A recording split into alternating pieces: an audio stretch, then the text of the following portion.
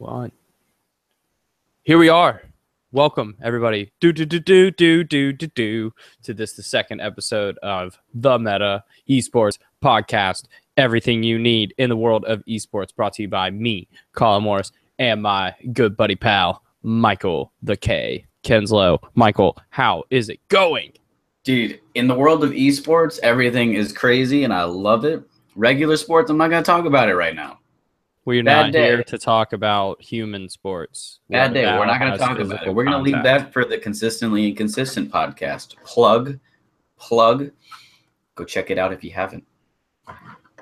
Well, a lot of stuff went down. There was a little competition called Worlds. Yep. And there was a tiny event in the world of video games called BlizzCon. So we're here to give you everything you need to know to get you up to date in the world of video games in general this week. But we are going to start it off, Michael, League of Legends World Championships. It was crazy. It was crazy. It's over. All right. So fair warning before we talk, spoilers in this. Spoilers, if for some reason you don't know, spoilers. Since, it already happened. But if they don't know, there are spoilers in this podcast. The meme of Faker going around already spoiled Worlds. I mean, yeah, but I had friends who don't watch esports that were like, "Did you see that video game kid crying?" Dude, but if there might be that one guy in Antarctica who's cut off with the penguins that has not seen it yet. I'm just on the quarterfinal VOD.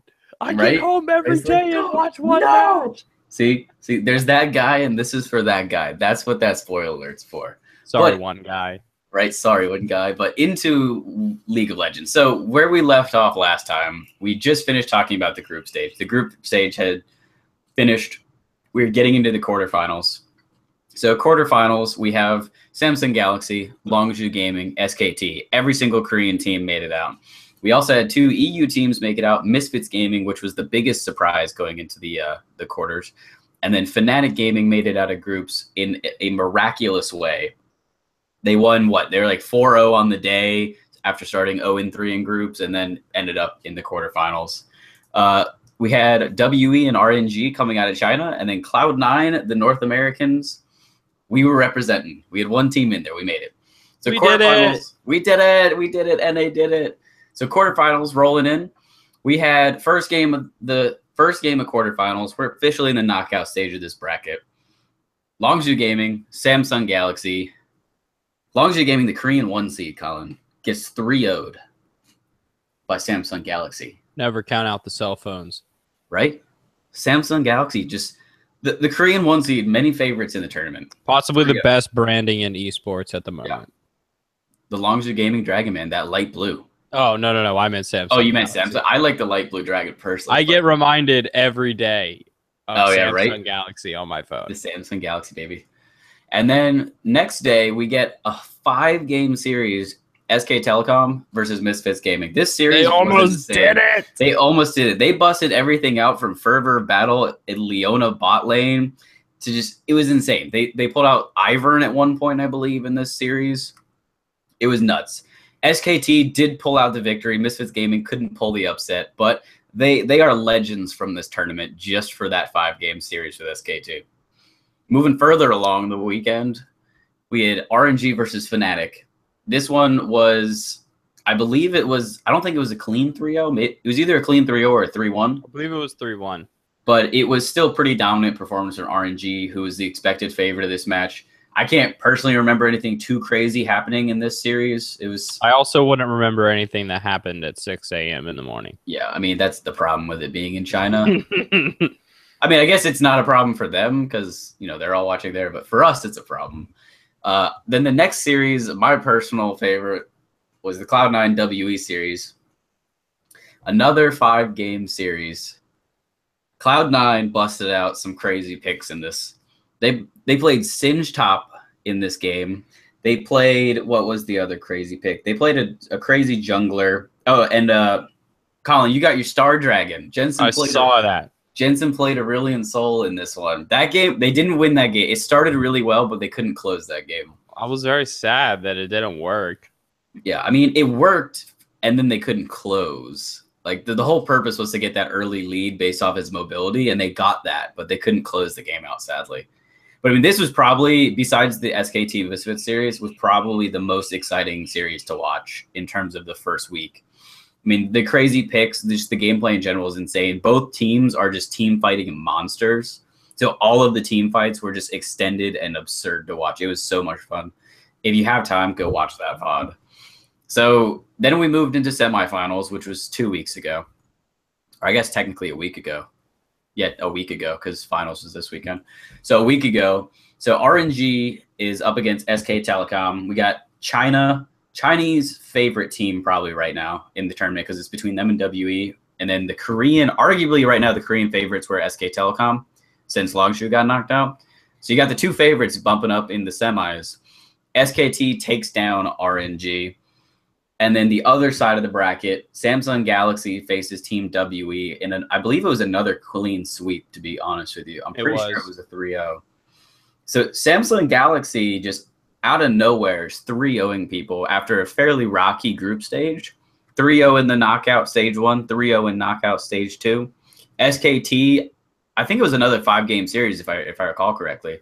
That was a game where they had to suppress Uzi, arguably the best, or at least most talented AD carry left in the tournament at that point. Uzi is like the stereotypical can't win worlds, always gets there, semis, finals, can't win it. They had to suppress him. They did it. I believe Galio was played by Faker 5 times in this series. How you let a Korean team get Galio 5 times in a row is beyond me. That it blows my mind that they could get 5 Galio picks in the same series. It just didn't make any sense. It doesn't. It's just you think about the bans, and clearly RNG didn't think it was a problem. I mean, if you look at it from their perspective, going into game 5, you lost to Galio twice, but you beat the Galio twice. So, maybe for them, it's like, maybe this isn't the biggest problem in our drafting phase. Fair enough for them. But like, as a spectator, as soon as you saw the Galio lock in again, like, it just felt like SKT had it. I mean, we saw what it did in the WEC9 series when they had the Galio Jarvan combo. It's just too big of a playmaker to leave up in a game 5 scenario, honestly, in my opinion, like that. So we get to the finals this weekend. SKT, Samsung Galaxy, the first ever Worlds rematch. That's insane. I mean, so we're 7 seasons in now, first ever rematch. You think maybe one time, 2 teams, since you think so early on, there's going to be 2 stacked teams, probably like duking it out. But there's actually been a lot of inconsistency in teams. And, we've had SKT has a 3 win streak coming into this, I believe is what it was. Samsung Galaxy just coming off the back burners of coming in second last year. So it was a hyped match. I mean, China, as disappointed as they were, the Chinese teams were knocked out. They filled the Beijing Olympic Stadium. Oh, yeah. There's no doubt. The crowd was insane. It was still going to watch. We already bought tickets. We're not going to not go. You paid the money. You got to show up. I want a picture with the giant thrasher, dang it. I paid money. I want a picture with the giant thrasher. So it was a pretty crazy opening series. The night before, they actually had a League of Legends live music concert. So it was a live just orchestra, and then some singers came in, and they did all of the music from League of Legends. Really cool by Riot to put that on. I personally enjoyed it, being an orchestra geek. And then going into the World Finals itself, if you watch it, they did a really cool, I don't know how much money they spent on this CGI dragon that flew around the stadium, but it looks super cool. Yeah, it looked really cool. It was really cool. They had the Elder Dragon. If you're not familiar with League, the Elder Dragon is one of the bosses you can pretty much fight and get a buff off of. But that sucker was flying around the stadium while Against the Current was singing the League of Legends song this year, Legends Never Die. It was crazy. Like they hyped it up. They did a good job. Down boy. Don't get too excited. Settle down. We haven't even talked about the match yet. I know, right? But the concert seemed to be a little more exciting than the match was. That's the sad part, because I wish we could get Ben in here right now. I don't know if he's actually playing League right now. I don't know if he's done with his game, but He can attest to it. I texted him right before the matches started. I said, Samsung Galaxy, clean 3-0 sweep. It just felt like it. It felt like SKT some had reason, been, those 5-game series they get to you. You don't have that confidence anymore. You're like Samsung Galaxy. You are beatable. Yeah, you are beatable. You took it to 5 games with arguably the 3 seed from Europe, who should never have been there. Right. And then yes, RNG was probably the best Chinese team here. Took you to 5 games. That would have been a good final in its own. But then all of a sudden you look at the other side of that bracket, Samsung Galaxy, who beat you, I believe they beat SKT twice this year in Korea. So you already lost to Samsung twice this year in just your regular season. And then you look at them, they clean sweep to get to the finals. I mean, it's definitely the difference. Yeah, it's the difference in a team who didn't lose a match going into the final and going to the team that lost only 2 less games than the other team had to play. Yeah.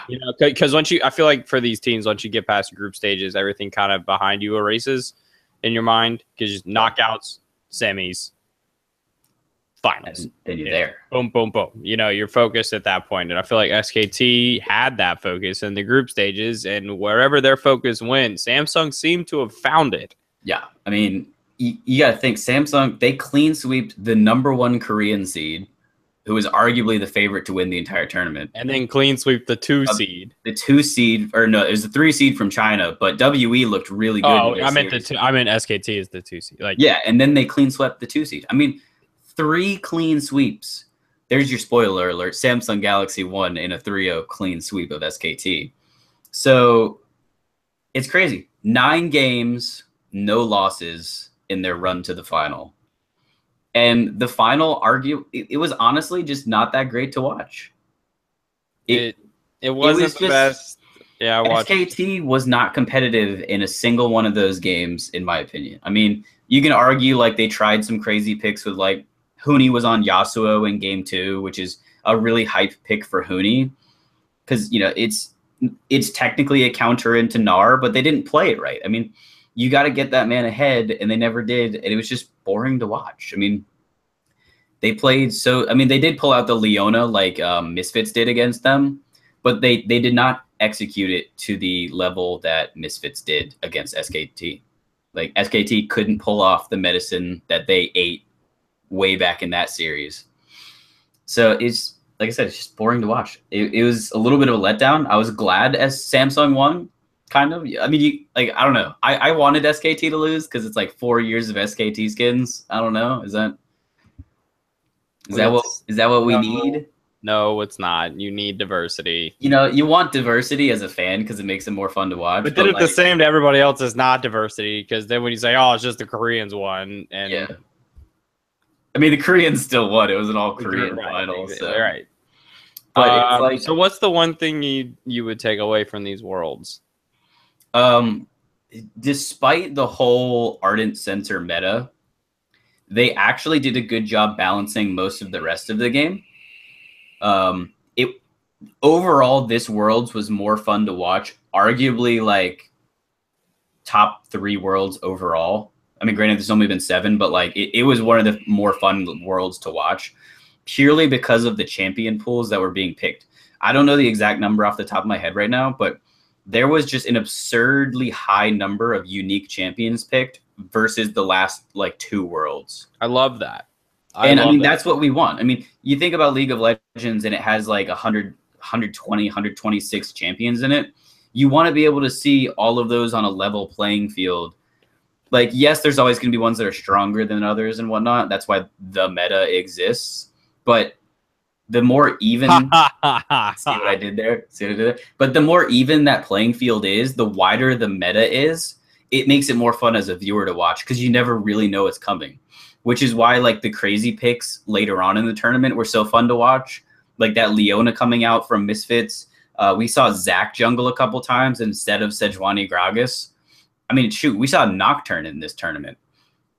When do you pull Nocturne out of Worlds? They did it, though. Who Nocturne is. Thank you to Gigabyte Marines for the Nocturne. That was insane. My team of the tournament. Right? Team of the tournament. They were fun to watch, man. So going forward, League of Legends, what's the next thing we have to look forward to? Right now, they are so in terms of league things to look forward to. NALCS is franchising. So in the coming weeks, we're probably going to start hearing more information about actual teams, who's being picked up, who's moving, things like that. So if you're really into the esports, watching esports, that's going to be huge to pick up on for you. In terms of the game itself, the season ends, I believe, tonight or tomorrow. I can't remember exactly when, but the season ends soon. Ranked awards will come out, and then the preseason starts. So that's when Riot's going to be testing all of their new stuff. They're going to be doing new runes. Well, they're getting rid of runes altogether, actually, and they're creating a new runes mastery system, which would be really crazy because that in its own will shake the meta up itself without touching the champions, just based on whatever they introduce with these new runes and masteries. So if you're esports, watch out for the NALCS franchising. There was also a recent report EULCS will most likely be following that model next year.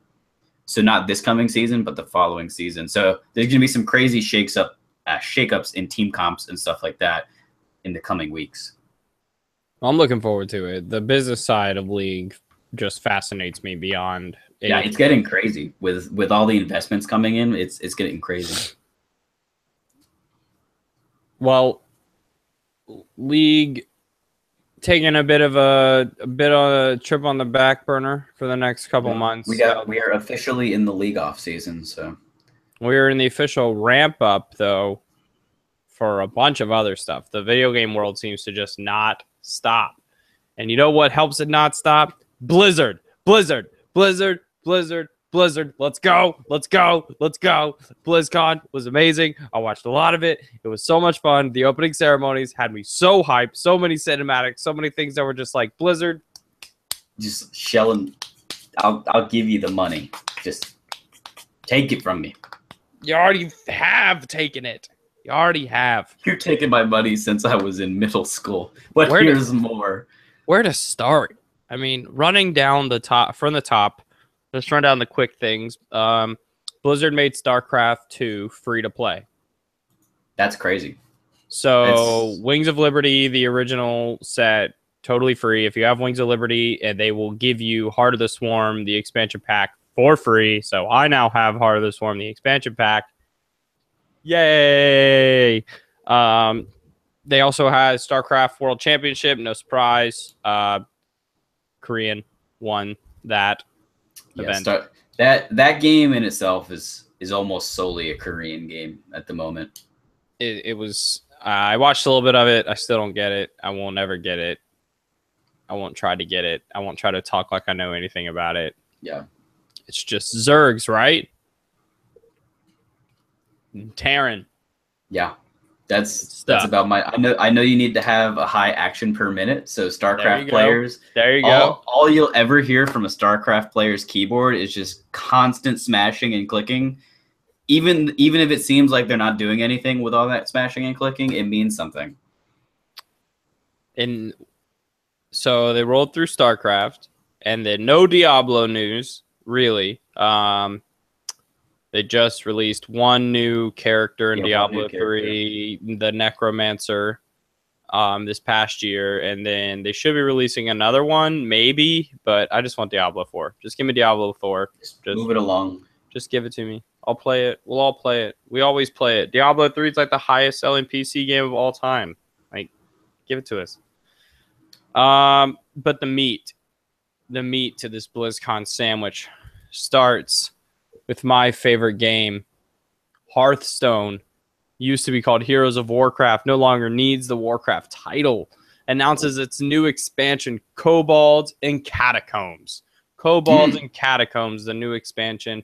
Releasing in December, no specific date yet. 135 new cards are being added to the set. Every class, all 9, will be receiving a legendary weapon and a new legendary minion.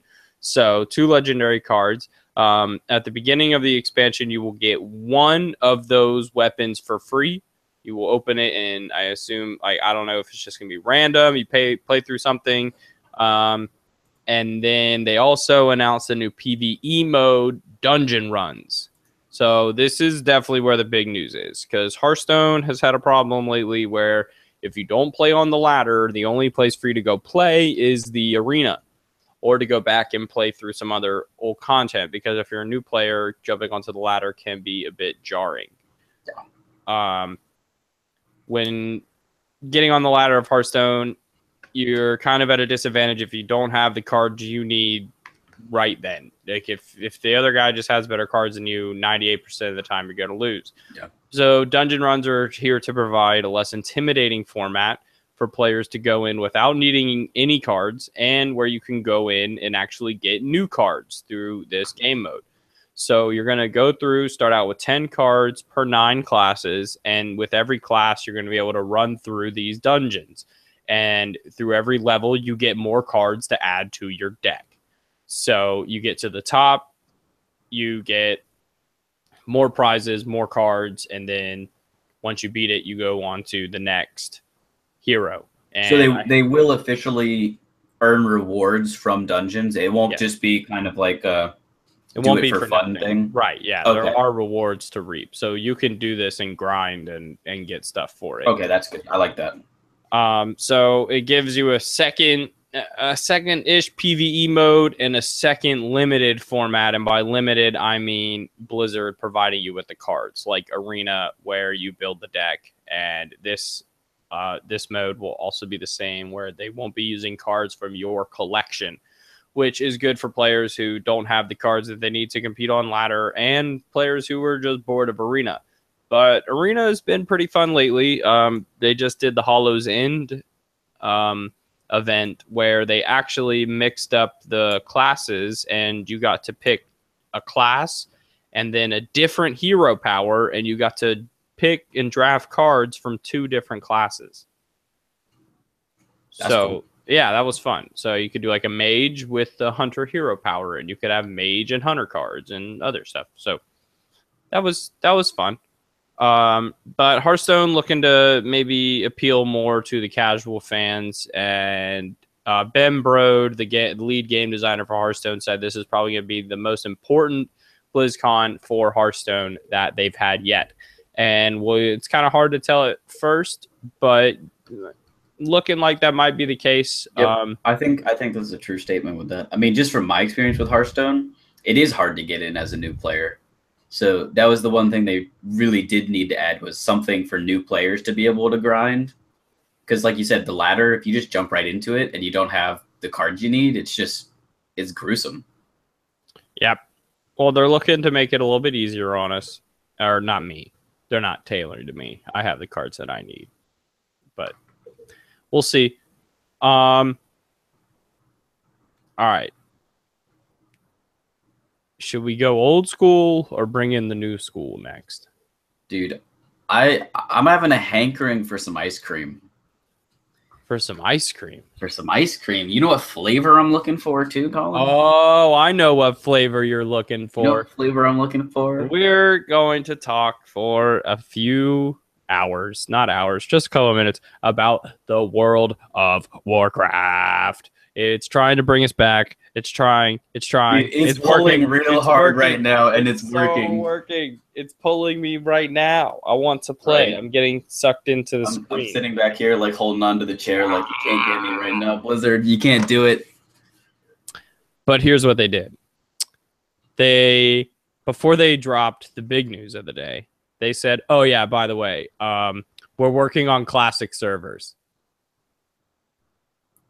Yes! Just a little project. Yes! Little side project for them. You are going to be able to go back and play Vanilla WoW. Vanilla WoW. Back in the days of level 30 to 40 grinding. Back in the days of Leroy Jenkins. Just trying to get that mount at 30, man. You know what I'm saying? They're 40. 40. You got to get that first mount at 40. Whew. That's what I'm talking about. I'm talking about a real grind. That's when you have to actually run across the World of Warcraft. Yeah, when you could actually like see everything that these guys put all this hard work into. Like walk around and see these beautiful landscapes as opposed to flying right past it. Or riding right past it. There was no flying. Yep, flying mounts were not See, back in my day, there were no flying mounts. Oh, shit. Stay. Come. Let me tell you of a time in WoW when there were no flying mounts. No raids. No looking for group. What is group? We had to find our own damn group. We had to go to the summoning stone and summon everyone in our party to the raid. There were no warlock and portals and mage portals. It was, you had to do it together as a team. But I'm in. I'm totally down. I'm so in. I'm totally going to go back and play. They got me. Right? That's how you get the people who have kind of I don't want to say graduated, but maybe moved on from WoW. No, like WoW was your pot, and now in terms of gateway drugs, no, WoW was your cigarettes. Right. Now you've suddenly found your other addiction. Yeah. WoW was the original addictor. It was the first thing that was like, well, and it was also one of the first games where it wasn't like Halo where you came home and, you know, you just played some online with your friends. WoW was like, yeah, you could play with your friends, but we also got some other stuff for you to do every day. You want to do some dailies? You ever heard of dailies? Let's do some dailies. Halo, there's no grinding in Halo. No dailies in Halo. There's no going to get my rep up, grinding my rep with these different factions.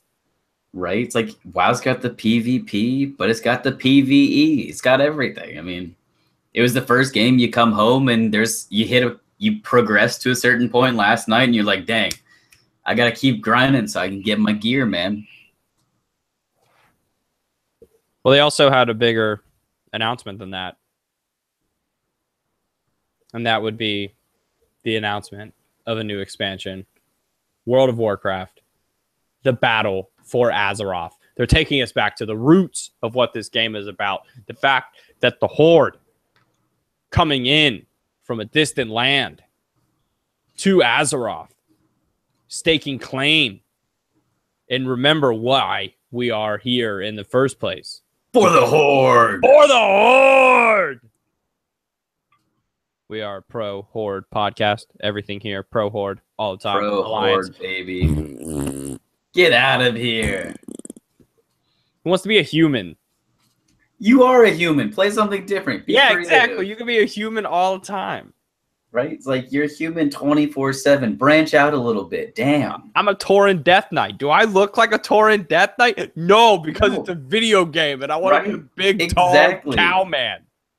Exactly. With like massive shoulder pads and I'm a Tauren Paladin. Like, get off me. What are those? What I want my life to be? This big because I'm not this big in real life. Right. But anyway, this story is insane. The last part of this last expansion, Sylvanas betrayed the Alliance after claiming that she was on their side. We've now come to a new war for Azeroth, the battle for Azeroth. Yeah. King Anduin. The cinematic was just beautiful. Like, if you haven't watched it yet, watch. I mean, Colin made me watch it because I hadn't seen it yet. And I was in tears watching. I was either waiting for Anduin to split his dad's sword because the sword will split into two. But he was like, nah, guys, bump this sword. Right, drop it. Get it out of my hands. All to the light. And he remembers that he is a priest. And he shines. Okay. What mass res from a priest have you ever been a part of in a raid? Because I've been in none. Right. That was an amazing res. He res the entire army. The entire army. Like, Sylvanas just pumps everybody on the Horde up. Like, let's go. She went full Banshee, too. She was like, right? Flying around. Like, it was insane. And then all of a sudden, it out like a Death Eater, you know? A Death Eater's flying around. She like... Dude, and then all of a sudden Anduin's like, nope, I got some stuff hidden away too. Check this, dude. Is he the greatest Jehovah's Witness of all time? Besides Serena Williams, yes, I would have to agree. Has Serena Williams ever mass resed an entire army? I would say mass resed her entire career. a few years ago. That's true. But I'm definitely down. So they added new things called Warfronts, which is kind of going to add this this RTS PvP feel type game mode. What I'm kind of feeling though is that WoW is kind of taking a break from these big world stories where the world is ending. There's a big threat. We all must join together to fight threat. Now we have to worry about, home. Dude, now all we got to do is beat the crap out of some Alliance players, man. So we're getting 2 new continents, one for the Horde, one for the Alliance. And then once you've conquered both, you can go mess around on the other. That's cool. Yeah. I feel like we should just get 1 continent, but they were like, nah, you get 2. Something about allied races. I'm not really too sure what was up with that. It didn't sound like you could be, an alliance troll priest. But that'd be kind of cool though. You could branch off of your alliance, just get out of there, be like, goodbye, Horde. Okay, let's see. Allied races, Alliance and Horde looking for help/allies. Players are reaching out through custom quest content to show how those allied races come to join the Alliance or Horde. Once you play through that, you unlock the ability to play as that race. Okay. New racial abilities, vary customization. Allied races begin at level 12. If you level an Alliance race from 20 to 110, you unlock a set of heritage armor specific to the subclass.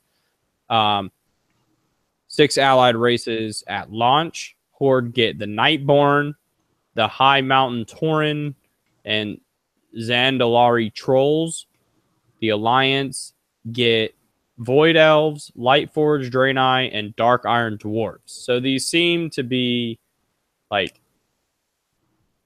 sub races within, so like different kinds of trolls. Yeah, so like people we haven't come across before. Yeah. And you try to like say, hey, yo, come join the Horde. Hey, dude, the day they release a playable Murloc changes everything. I'm out. You're out? You don't want to play a Murloc? No.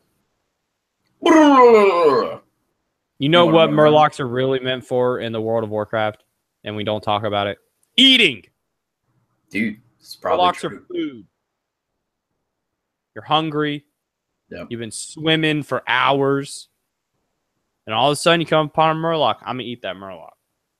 If I'm a mage, like half a fireball to the face, and it's like a little sushi.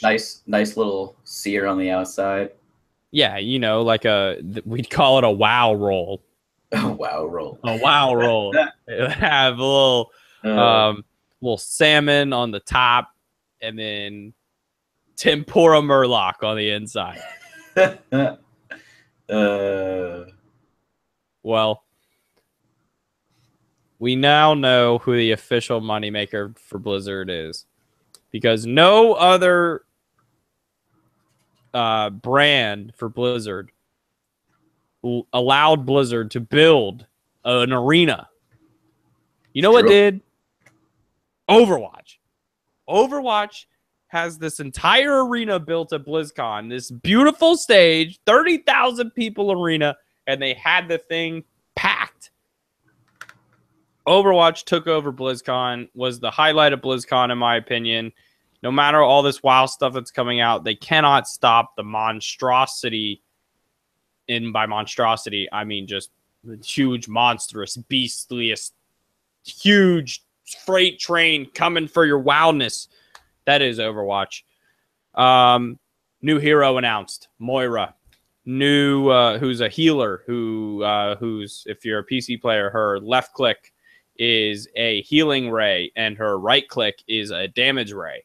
But your healing ray can only be charged if you've been doing damage. So you have to be an active healer. So you have like a charge on your heal. Okay. And she seems to be like a mini combination of Orisa, Mei, a little Reaper in there. She's got this little blinkish ability that can just teleport you to a different spot faster than Reaper's works. Blinks are just God, they're just weird, but they're so much fun when you fun. And then when you play against it, you hate everything about it. Yeah, they're just the worst. But then you play it and you're like, no, keep it. We're good. And then they announced a cool new map. You should look this up, called Blizz-World. So apparently in the world of Overwatch, a company named Blizzard has created a theme park dedicated to all their games. But apparently this company in this world called Blizzard never made Overwatch. But they made World of Warcraft, they made Hearthstone, they made StarCraft, they made Diablo. And now there's this fake theme park for us to go around in Overwatch and explore our favorite worlds. And we're getting Blizzard game skins for Overwatch. Yeah! Overwatch is like, haha, gotcha. Right? They're like, we got everything now. We're going to take advantage of these properties. And they are. So it's like, so Jeff Kaplan comes out on stage. He's like, you ever wonder what it would be like to go to a Blizzard theme park? And the whole place is like, are they about to announce a Blizzard theme park? Right? Like did you guys hide a theme park somewhere? Yeah, right? Like some big white sheet somewhere, like building a theme park. And I'm kind of sketchy about it because like Jeff Kaplan's probably not going to be the one to announce this. This would be like a Mike Morhaime, CEO. Blizzard, welcome to BlizzCon. Do you like roller coasters? Because I do. Let me hear it for the Alliance roller coasters. Rah! How about the Horde roller coaster riders? Rah! No, that would have been great, but we didn't. Jeff Kaplan was like, well, you know, we have our own Blizzard theme park, and it's going to be in Overwatch. So that's cool. I think if you make that like a cool hybrid map of control points, hopefully a payload moving through it. I don't want it to be restricted because I feel like you could probably have like 4 different maps within that big place. What if the payload moves on a roller coaster that goes around the map? That would be insane, but I think I just tried to think too hard about it. Yeah. I like it for the funness. I tried to think. I think that'd be maybe not the whole map. Maybe like a portion of it. You're like on the roller coaster track. You know, I don't know. And then Farah comes up. Bow, bow, bow, bow, bow, bow. You're like, no, I'm just gonna knock you guys off. But excuse me. I think Overwatch stole the show with the Reinhardt cinematic. It was on the Eichenwald map, and it gives us a little subtext to Reinhardt as a character. He was a crusader fighting, and his mentor died, and his dead body is now still on the map of Eichenwald. So something Blizzard did with some interesting story points was that they gave you this map a year ago, and they were like, oh, this is cool. And then a year later, like, yeah, you remember that map you've been on? Here's a heart-throbbing, sad-ass story to just tell you about it. And you're like, oh, God. Now every time you go by, you're like, it's Reinhardt's dead friend. Like, how am I supposed to play with this going on? Oh, God. That's how they get you, man. You know, it's feels. It's all about the feels. Overwatch hits you right in the feels, and the story's kind of progressing. We might actually be getting somewhere with these characters, and I feel like they're gonna drop something big on us next year. I feel like we just kind of been floating around, waiting for some big story point to come for Overwatch, where something outside of the game is really gonna bring eyes from inside of the game to it. That makes sense. Like you got to get the eyes. Blizzard's goal with Overwatch is to not just have you playing the game. It's to be having you absorbing all the other content that they offer through it. We talking comic book series? They already have a comic book series. They are like 12 issues in on comic book series. It's been really good. It tells little snippets of stories, whether from the past or current. What about? I know you want the TV series, but what if they came out with an Overwatch movie? I'd rather have the TV series, but I would watch the movie. But What I if, would what if rather there was a have TV series like Pokemon, and then we get Overwatch 2000, like Pokemon 2000, but like I would rather have Pokemon the third movie. the third movie. Isn't that what it was? What days are those in the theater? You want to go see those? Are they right now? Like, yeah, well, I would watch the movie. Of course, I would watch the movie. Yeah. I would just have a hard. I feel like it's gonna be really interesting though, because like all this stuff's happened like in the game and outside of the game with the short stories, and then they give you this movie, and they're like, "Hope you saw this." there you go. Take it, absorb. Think about it. What? 40 million people play Overwatch?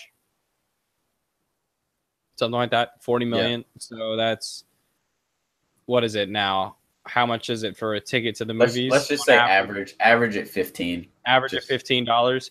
Yeah. Yeah, you're already making $600 million opening weekend if every Overwatch player went and saw the Overwatch movie. Overwatch would take over the globe. Yeah.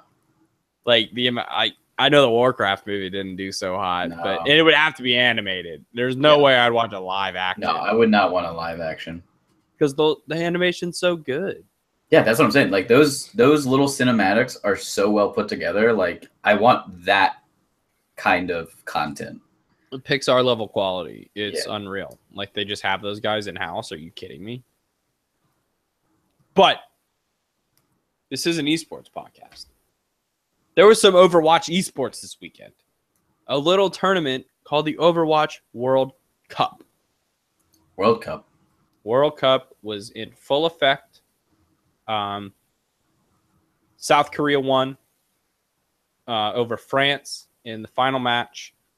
The USA made a valiant effort to make it to the semifinals against the Koreans. The score was 3-1, but they made a valiant. They pushed them harder than I think any other team did. Now, this was just a group of streamers and pros that fans voted on for each country. So obviously, the Koreans were smart and put 5-6 pros on the team. Meanwhile, Canada and America are like really memers. Three memers and 3 pros. But the the USA South Korea match gave me hope for Overwatch as an esport. It's very watchable. It's very consumable. They break down everything that needs to be done. There's objectives the objectives are clearly stated, whether it's a capture ground and you're just holding the capture point for the percentage points, or if it's a hybrid map. You have, so in a regular match, it's 1st to 3, and the first map is chosen at random, or the person who's higher seeded something chooses the first map, and then the loser of each match chooses the next map. Okay, yeah. And then you play a best out of 3 you play a points wise. So like say you get to the payload and you guys get 3 and you guys finish the payload, but then the other team only gets through 2, you guys win that map. Okay, I got you. Move on to the next one. Take a break, move on to the next one. So now was the spectator mode that was being delivered, like the actual stream, so good. Was this what they were talking about in that announcement? Like this was that? Okay. Yes, it was so good. It was so easy to watch. The team, everybody has their own color. So Korea, for example, in the finals in the finals was white. Canada in the finals was red. So if you're walking around with your mercy gun and you're healing somebody, the healing stream for Canada was red.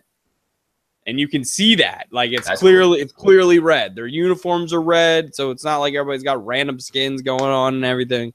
It's like these were uniforms. Like the characters were wearing uniforms. this is sick. Like, I thought this was really cool. Like, that is kind of cool. I like that.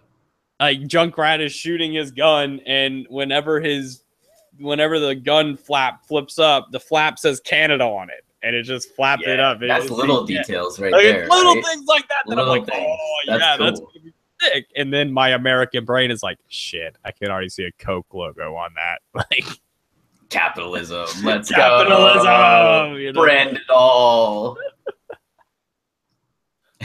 But it was great. Like, really, though, the World Cup was great. Like, I was glued to my TV. Like, it was going on Saturday, and there was football on to watch. But I really wanted, like, I had the World Cup on the whole time. Like, it was on one of my screens, watching it the entire time. Like, I couldn't take my eyes off of it.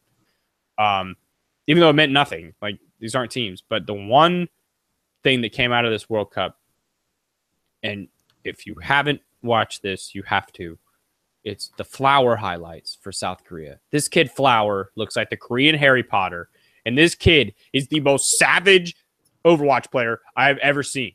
He can legit roll out and be like, cool, let's start this match out as Lucio. Let's roll through. Let's get everybody to the point. All right, cool, I'm dead. Let's come back. Widowmaker, blah, blah, blah, blah, blah. Drops like 6 kills with Widowmaker, and you're like, what is happening? And then in the next game, runs a Tracer, and you're like, all right, cool, I guess. And then he gets like 20 kills with the Tracer. You're just like, what in the world is happening? Like, I don't understand. And this guy's like, it's cool. You're not supposed to understand. I'm just the best. We've officially found our faker for Overwatch, and his name is Flower. Flower is going to be the MVP of the Overwatch. We got to figure out what his like tagline is going to be, because it's like in League, it's always faker, playmaker. You know, what is Flower's tagline going to be? Flower power. Flower power? Flower power. I don't know. Maybe. But, I mean, it's just unbelievable. This guy is like, and he's going to be playing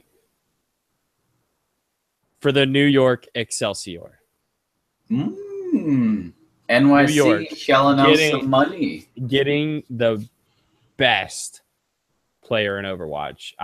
This inaugural Overwatch League series, cannot wait. Give it to me now, please, because the competition that I saw is just prime, ready, made for television. Overwatch is coming, world. Do they have an official start date for the Overwatch League? The preseason begins December 10th, and the inaugural season begins January 8th. Is preseason going to be like watchable games, or is that just when teams are scrimming and stuff? I would imagine that you could watch the preseason games, yeah.